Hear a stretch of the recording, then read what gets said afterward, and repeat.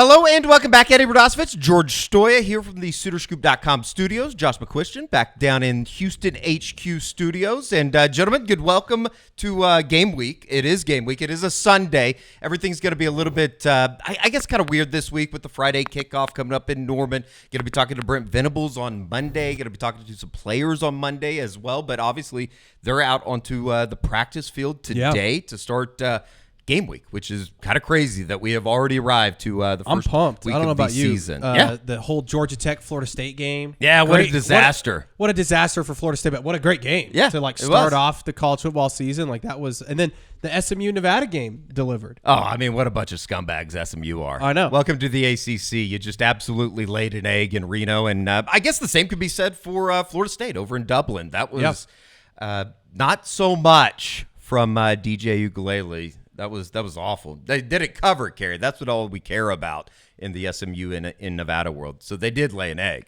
All right, this is the recruiting report, though. Kind of some awesome news here as well to share with you all for the remainder of the season. William and Lauren will be one of the sponsors here. We welcome them in. And if you don't know who that is, Oklahoma City Outfitting Company. If you see any of the suits that any of the players wear throughout the season, they're coming for William and Lauren, and you can go to williamandlauren.com. That is William, just the name, and A-N-D, Lauren, Lauren.com.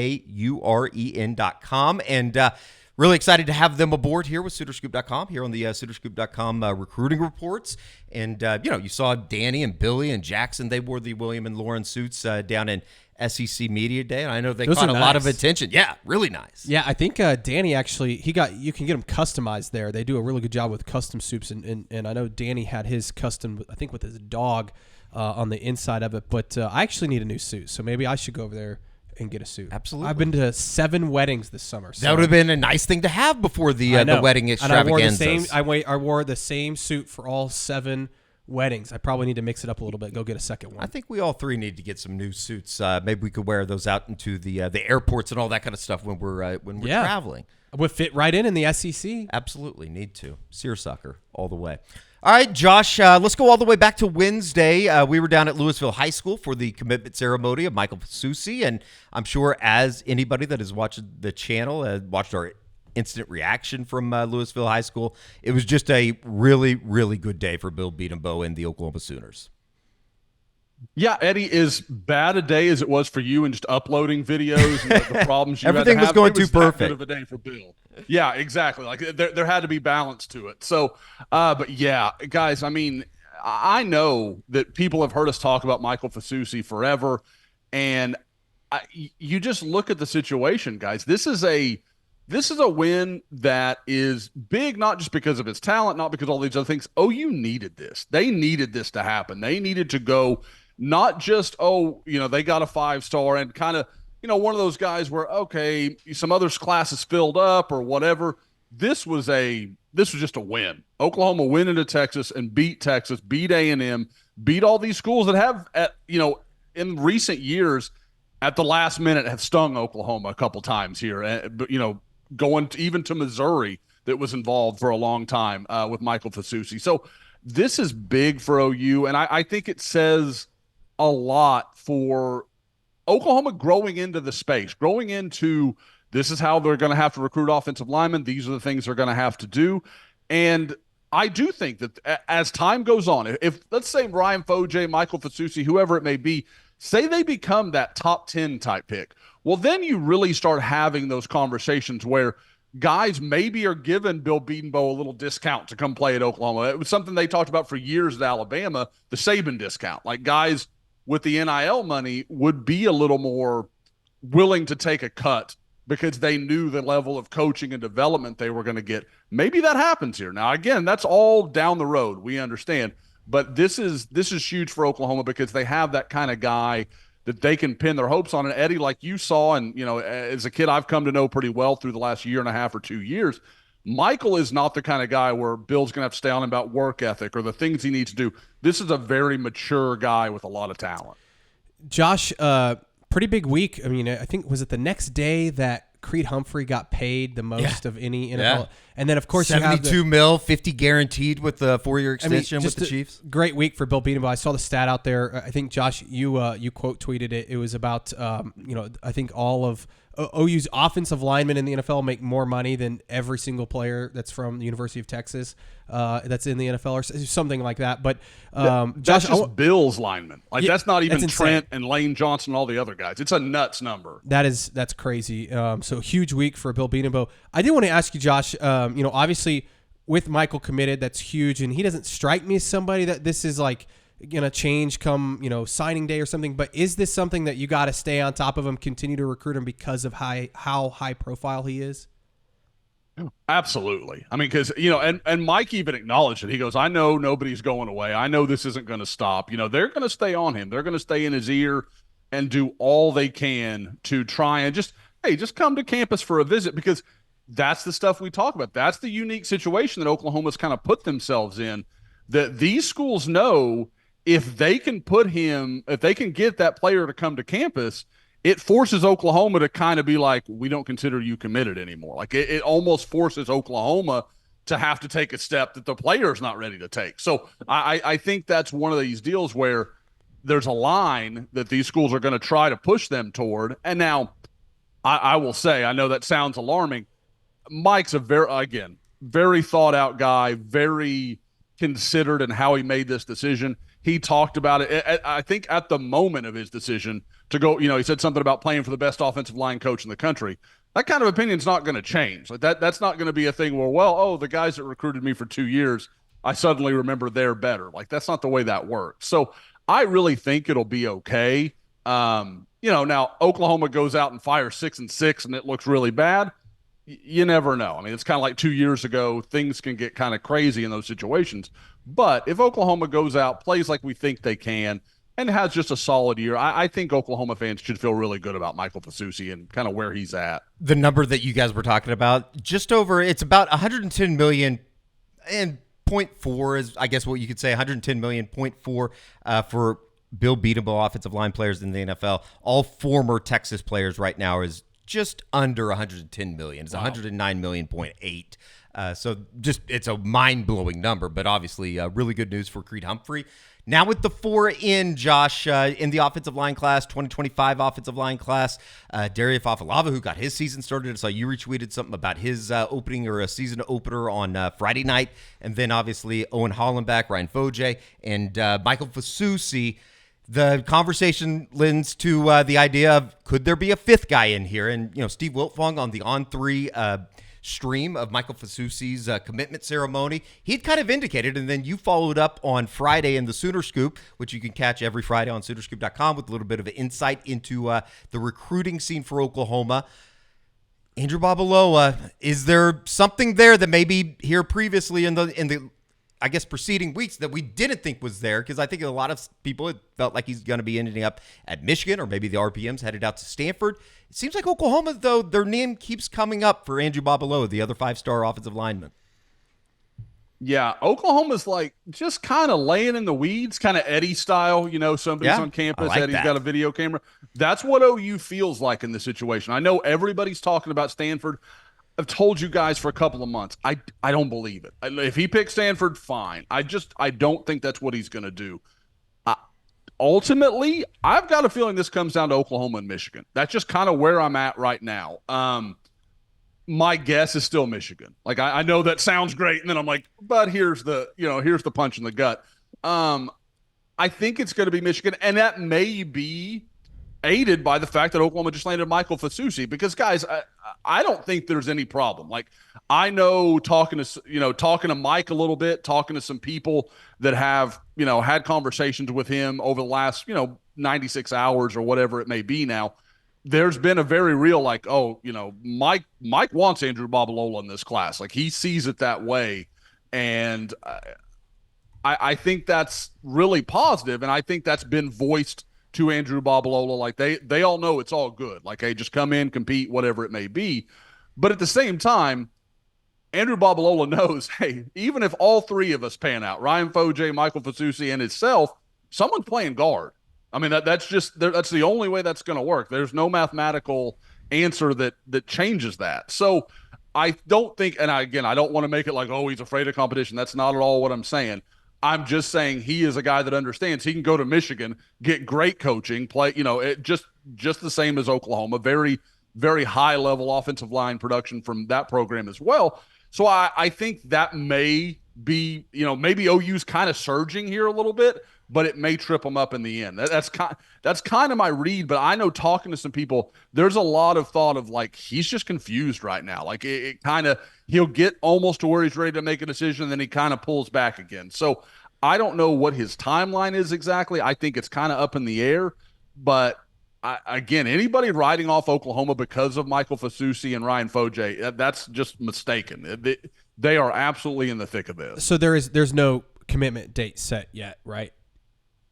He's talked about it and said like, oh, like late right before the season or some of those kind of things. Like he's thrown out kind of loose dates, but he's never really pinned down to one. And it's like I said, it's more seemed like, okay, we're about to get a commitment date, and then a week will go by or 2 weeks will go by.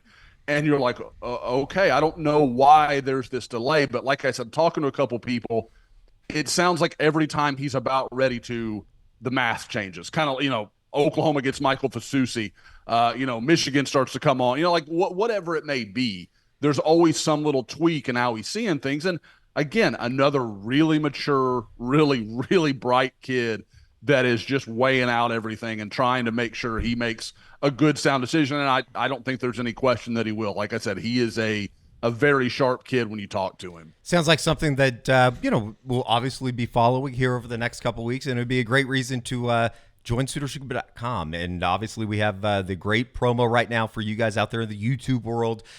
2 months, $1. 2 months, $1. That's all you got to do is go to promo code OU1. Use promo code OU1. Go to SoonerScoop.com. 2 months, $1. And, there's not a whole lot of guys to keep an eye on. We've talked about that here on the recruiting report as the high school season gets underway.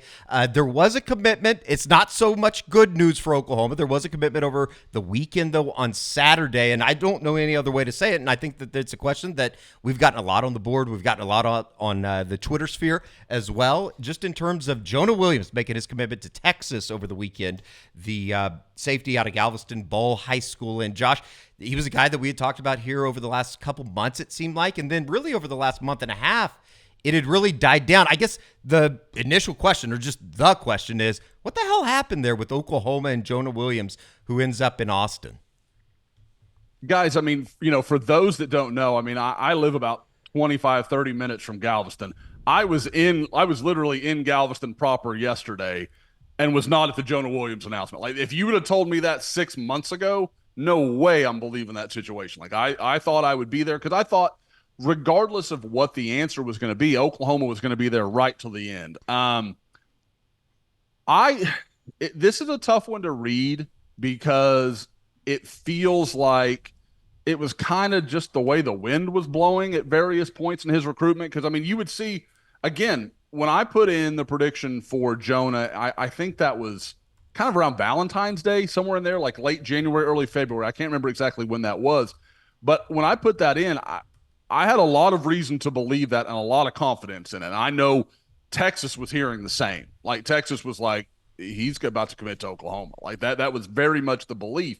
Well, then almost immediately upon hearing that prediction, I started hearing like, oh, he's cutting off some contact with Oklahoma. He's not talking to them as much. He's kind of giving them silent treatment. Oklahoma went down, and, we talked about it on the recruiting report, that big time when the whole defensive staff went down and saw Jonah, saw him play a baseball game there at Galveston Ball. And so you thought, okay, something, they're going to get the momentum back again. They'll get rolling again. And they just never really could. I don't think there's any question that Jonah Williams did not like those predictions coming in. Like, I'm not going to tell you like that had nothing to do with it. My bigger problem is if the kid was going to be concerned about predictions coming in, he wasn't going to go to that school anyway. And I've said that from the start. Like that's if that's enough to blow up kind of what you're thinking at that point in time, which again, I'm confident that's where his head was, then you were never going to Oklahoma. Like, because guys, over the last week, we've seen 30 predictions roll in for Texas. Yeah. That didn't stop him from committing to Texas. Right. So again, it's just one of those things where I think that's an easy thing to point to. And I definitely, it altered the course. Like I'm not saying it didn't. It didn't. I think it would have been altered anyway. Like I just don't believe that was going to stick and that was going to be the ultimate plan. So again, it's an interesting deal. With I know a big part of it, and Eddie, this is right up your wheelhouse. Jim Schlossnagle, you just can't ignore that A&M seemed to be the leader. Schlossnagle moves to Texas, and all of a sudden Texas was back in the thick of things. Jonah's a big-time baseball guy. I mean, like, this isn't like one of those deals where people say, oh, he's a good baseball player too. No, I mean, he has a legitimate chance to never play football again after a senior year of high school. He's that kind of talent. So we'll see. I wouldn't be shocked if there's another twist or two in the Jonah Williams recruitment. You never know. I'm not saying that Oklahoma will have anything to do with that, but I know LSU's not going to go away. A&M's not going to go away. He is a super talented guy, and again, with all that he brings with him, with not only the football but the baseball, there's a lot to track with him. Yeah, we've talked about the baseball side of things, and going into I guess that would be the 2025 Major League Baseball draft. His name's certainly going to be in that first round contention. Does he want to go to college for 3 years? Does he want to go grind it in the minors for a while? I don't know. I mean, I definitely think that baseball is going to be part of that future one way or the other, whether it's playing in Austin or, obviously signing after he goes to, gets drafted. He's going to get drafted at some point next summer. So, all right, very good. The football season has somewhat started high school-wise. I know that there was a lot of games over the weekend that were on ESPN. IMG got upset on Thursday night last week, which is crazy. I think it was the Canyon School out of Utah that upset IMG. Corner Canyon. Mm-hmm. Really good. Got the wide receiver out there that I guess just went off. I just saw the highlights. Didn't see a whole lot of it. I did get out to see the Carl Albert preview on Thursday night, checking in on a number of Oklahoma commits. Obviously, Tristan Haynes, Trinae Washington going for Carl Albert. Marcus James also over there. He got a little nicked up in the rapid fire portion, but we did see Trinae Washington, as you see on screen right now. There is Tristan Haynes. And, Josh, I think that Trinae Washington specifically, he's starting to grow on me a little bit. And that was somebody that we talked about at the OU football camp when we saw him working out with Joe John Finley. I don't know if it's just seeing him more here over the last couple weeks, but it does seem like that body is starting to come into shape a little bit as you see Tristan Haynes take a pass underneath.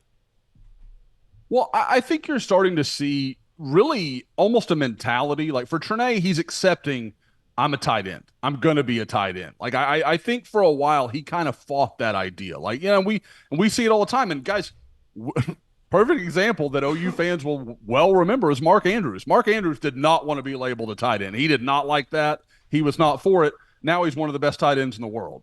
So there is, you have to be open to it. I'm not saying that's where I see Trinae Washington going, but I think it will be interesting to see this year, and this kind of ties into the team. With Caden Helms, you're going to have a guy that's kind of a move tight end. And I'm interested to see if Oklahoma finds some ways to get him on the field and let people see what that can look like in the Oklahoma offense, because that's what Trinae Washington's going to be.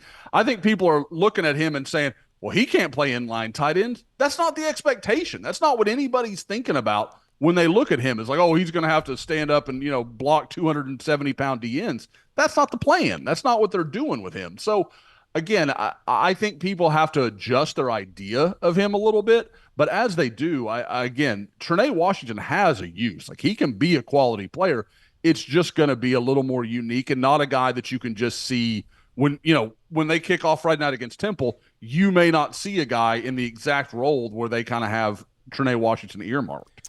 I like Trinae Washington. I think that, I think he needs to probably put on a few more pounds, but he looks like he's gotten bigger. Yeah. Like kind of like what Josh was saying. He's kind of accepted that role as a tight end, and I think you could split him out and do some different things. The one guy that I wanted to ask you about, Josh, is Tristan Haynes, because I feel like his ceiling is so high. Like what do you want to see from him in his senior season? Because I feel like you love the raw talent, right? Yeah. He has the athleticism, the length, the size, everything that you want. But what do you want to maybe see from him this last year before he gets to Norman? I think you're dead on. When it comes to upside, just pure high-end talent, I think Tristan Haynes is the most talented guy in the state. And we all know what I think of Elijah Thomas. I think Elijah Thomas is an NFL wide receiver if it all comes together. So there's a lot of good ones in the state. I think Tristan Haynes in that 2025 class is the most talented player in the state if he can hit the ceiling. Now, what I want to see is when I watched him, because a really good comparison is the Montre Jackson kid in the 2027 class behind him, the kid from Garland Lakeview. He was at camp this summer. And I thought Montre looked much more comfortable with his feet, changing direction, being a little more natural. When you're that big and long like Tristan is, I think he's still growing into himself a little bit. Like he's so explosively fast. And like we said, I mean, he's one of those guys that can, scratch his knees without bending over. He is long. He is exactly what you build a corner to look like, especially in this defense where he's going to get his hands in the passing lanes. He is that Gentry Williams, Des Malone, Kanai Walker kind of guy where he's just going to be really tough when he's dropping in those short zones. But at the same time, at times he's going to have to turn and run with guys, and he's going to have the footwork and have to understand not to get you can tell he gets a little rushed sometimes, like he's trying to do too much. You're like, just let it slow down. Like, you have the speed to run with this guy. You can do all these things. So I think some of it is just trusting himself and knowing I can do this. I'm going to be fine. Because people forget that last year was Tristan's first real year as like a full-time starter at Carl Albert. He did a lot of stuff for him as a sophomore, and he played a lot, but he wasn't leaned on like he was last year. So, again, the nice thing about that for Oklahoma, and I think Oklahoma fans can take some solace in this, Jay Valai is a technician. He is a teacher. Like, he is a guy that if your steps off at camp, he's going to spend 5 minutes talking about it. As a video photo guy, it drives me nuts, but I know what he's doing, and it makes all the sense in the world. It's one of those things, too, and we've talked about it with quarterbacks. If you go see a Carl Albert game this year, and obviously the Titans are going to be kind of amped to go for a third straight gold ball under Mike Dunn, he's not going to go a whole lot of action. It was a very quiet night. Obviously, people are not going to be throwing to Tristan Haynes' side very often, but you might see him go off on the offensive side of the ball. He does play both ways for the Titans. One of the guys that caught my attention, and maybe really one of the teams that caught my attention at the Carl Albert preview on Thursday night, was Lawton MacArthur. I think that's a team in 5A in the state of Oklahoma that will probably be there at the end of it with a Carl Albert competing for the 5A gold ball. And one of the guys that really caught my eye on Thursday night was Adam Austin, Josh. And you see him right here. Physically, I think he's a guy, and by the way, he's committed to Arkansas currently. He's a guy at 6'2", 200 that, if things went different for Sam Pittman and he ends up getting fired, Josh, would this be a guy that Oklahoma would maybe keep an eye on or keep tabs on throughout the season? He is a guy, and, it kind of matches up with something I think it was Gabe and Teddy were talking about it recently, and they were talking about what they felt like Brent Venables wants the cheetah position to be, and kind of saying, like, they'd like it to be more linebacker than corner, like as they have it with Kendall Dolby, kind of more of a physical out, like a guy who can step up and play run, but has the athleticism to do some things, can play in coverage, isn't going to be lost in space. Adam Austin's that kind of guy, man. That's almost exactly what you're talking about, because I don't know that Adam Austin is a pure safety. Like, I don't think that's where he fits in best. Now, and I know, Eddie, it breaks your heart that we don't have the one-handed interception that he made. If you haven't seen it, go look it up on Twitter. It's incredible. It's a beautiful play. And I had a chance to see him. I went down to Durant this spring, or I guess this summer, and watched him work out. He's one of Sean Cooper's guys. Really good athlete, really well put together. I mean, he's all of, what would you say, Eddie? Probably 6'2", 205, 210. I mean, he's a big, broad kid. Yeah. So I like him a lot. I could see him in that role. And we know Oklahoma loves in-state guys. I mean, like, there's no question. And Lawton Mack has not been bad to Oklahoma. Javon Harris, Jamal Brown. I mean, like, there's been some good stuff from Lawton Mack for OU. So I wouldn't rule that out. It makes some sense. And I think defensively, when I look around, there hasn't been that guy where I say, okay, yeah, that's their guy they're going to identify as the cheetah. Like, that's the guy that makes sense to me. He's probably kind of comparable to Samuel Omasigo as far as, like, how I see his skill set. I think Samuel's a little more fluid, a little more athletic, while Adam is a hitter. Like, he is going to come downhill and light you up if you give him a chance. So I think he's a guy that OU fans would love if OU did get involved. And still just a 2026 kid. I mean, I think there's obviously a long, long way to go. It seems like that MacArthur group, Brett Manning's got a squad down there. I really, really, really was impressed with them on Thursday night. He doesn't want you saying that, Eddie. He wants you silent. Brett wants to move real quietly down there in Southwest It's not going to be Oklahoma. quiet But because I don't think that there's going to be too many people that are going to be beating Lawton MacArthur this year. They were Bishop extremely good. Yeah. Oh, here we go. We'll see about that. Bishop Kelly, 5A. Watch out. We'll see about that. Good luck to him, though. Do they play Lawton MacArthur? Probably not. No. Probably not. All right. Well, that's good news there. No, they were really good. And a couple other guys that we can highlight throughout the season with Lawton MacArthur that certainly caught my attention. The other guys that, I think that we could throw out there, David McCombs, the 2025 Kansas commit out of Edmond Memorial, was super impressive on Thursday night, as well as Billy McDowell, number 2, that you're going to see here being the receiving end of these David McCombs passes, number 2 there. And then TJ Bradford, a guy that you told me to keep an eye out for out of Newcastle, running back. He actually had a interception in the scrimmage as well that you'll see here later on in these highlights. But both guys, David McCombs as well as TJ Bradford were both guys that we thought we should highlight here. I really like David McCombs. He's part of that 2025 quarterback group, Josh, that we have talked about time and time again. He gets overlooked, and I honestly, it's easy for me to be like, oh, other people do it. I probably don't give David McComb enough credit. I saw him this spring at the Bixby team camp. Again, I keep saying spring, this summer, kind of in June. And I thought he threw it around as well as I'd ever seen him. He looked so in control. And that was with, he's facing Bixby, so there's some movement he's got to do. He's trying to evade the rush sometimes, but I really like David McComb. Very consistent guy. Would not shock me if he goes to Kansas and really becomes just a standout player.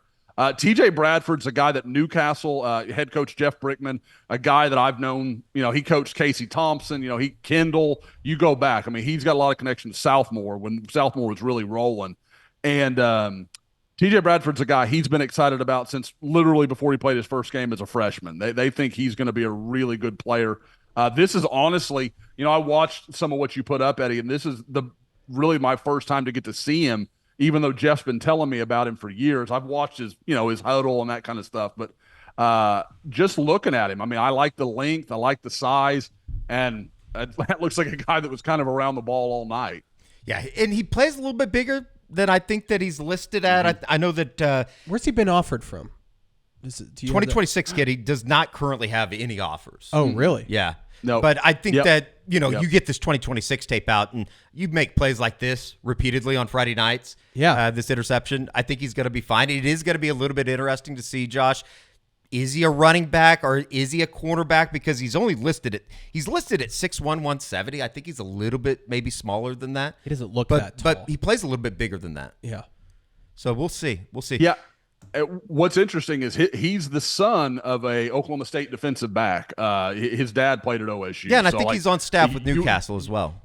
Mm-hmm. Yeah, so you would understand, and I'm just blanking on his dad's first name, but you would absolutely understand if DB was, something he's very comfortable with. But again, when Brick first told me about him, he talked about running back. So I think it's pretty open ended. Like he's the nice thing about these guys whose dad played, they usually have a pretty good idea of, I'll play wherever you tell me to, coach. Like whatever's going to get me on the field's where I'll play for you. So it's not usually the I'm this and nothing else kind of deal. They understand it's just about playing ball, and whatever gets you on the field first is fine. Last but not least, and we'll throw this in here kind of as a an ending, a happy ending, if you will. Pause. Cortez Mills. He obviously had some film out from already his senior season, and it was one clip, Josh, but you had made note of it on Twitter. It is a hell of a grab, and maybe just a little bit of a better idea of who he is as a wide receiver, to start his season down at Homestead. It's so easy. Yeah, and here it is. I mean, you've got him here at the bottom. He's just man-to-man on this corner, and he just goes up, grabs it, throws that first guy. I mean, like, it is such a nice blend because we know Cortez can run. We know he's big. We know he's long. But, like, to be this strong, like to go up, get the ball, fight through that corner, here you see him. He'll elevate and goes and grabs it with his hands. Like, I mean, a lot of guys would try to body that ball, and he just grabs it with his hands with the corner hanging on him. And like I said on Twitter, Eddie, the only thing that surprises me is he didn't score. Because, I mean, he is a tougher guy, than people give him credit for. Those we've seen it for years. I mean, you go down the list of all the South Florida receivers, Jerry Judy's, all these guys that have a lot of them have ended up at Alabama, coincidentally, but a lot of these guys are much tougher. Eddie, you've gone down to a couple camps down there. You've seen there's no pass interference being called at 7-on-7 or camps in Florida. Like those guys, they get after it. They're used to playing with hands all over them. Like that's just the game. And so I think you see that when you watch Cortez Mills. And I know a lot of OU fans will ask, there's been some rumors of him maybe taking a visit to Florida. Haven't had a chance to catch up with Cortez. I think that it wouldn't shock me if that happens because, guys, this is recruiting in Florida. Like, it's never over until they sign, and even then, you're never sure. I mean, look at the whole deal with the corner that went to Colorado, and now he's back at Florida, and it sounds like he's having trouble again. I'm just McClain. Going crazy. Cormani McClain. Thank you, George. So there's always something in Florida. It's just kind of chaotic. I still really like where Oklahoma is. I know, talking to Cortez, his relationship with Emmett Jones is huge in this whole thing. And, I think we're going to have to see Emmett Jones take a bad beat before I'm going to believe it's going to happen. It's kind of where I'm at because he's just that kind of dude. Let's stay in the Sunshine State real quick. It was about a week ago. There was some rumors out there with another Florida product in Flu Picard, and you mentioned Florida, and maybe they're trying to get people in to take visits to Gainesville. Any concern about the defensive line commit right now out of Miami Central High School?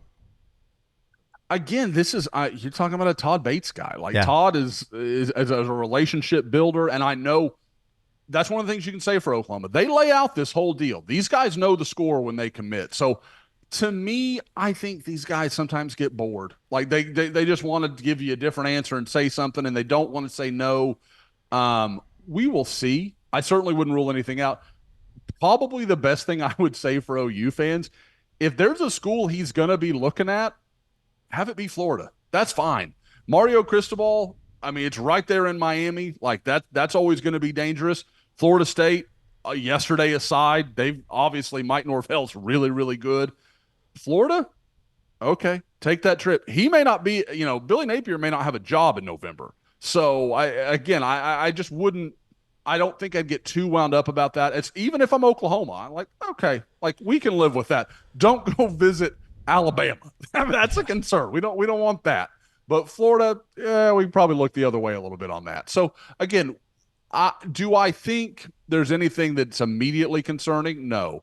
At the same time, neither one of these guys are guys that Oklahoma was so heavily involved with early, and that they fell in love with OU, and it was just kind of a wait until they commit to OU kind of thing. It was a race all the way to the end.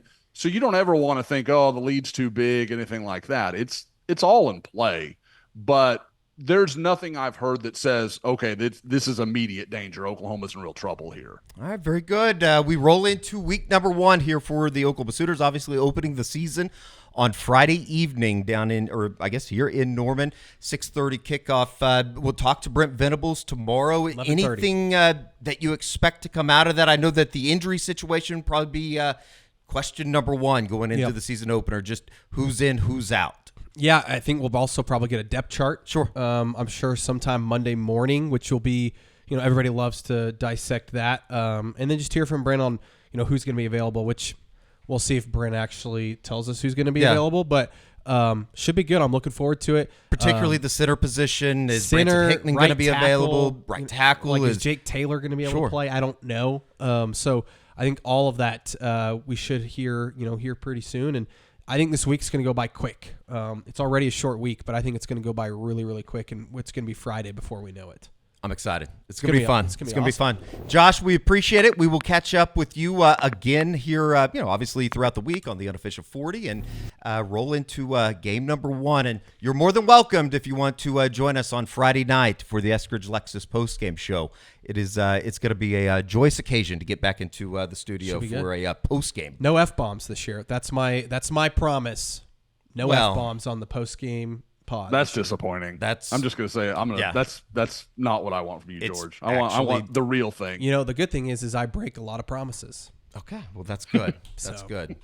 You're a liar. Great. Yes. Hopefully, Aaron's not watching. All right, we will talk to you again on Monday. George and I will be back in studio right after Brent Venables speaks to the media at 11 o'clock to kind of hit all the highlights from Brent Venables' first press conference, or I guess true game week press conference of the year right here on SoonerScoop.com's YouTube channel.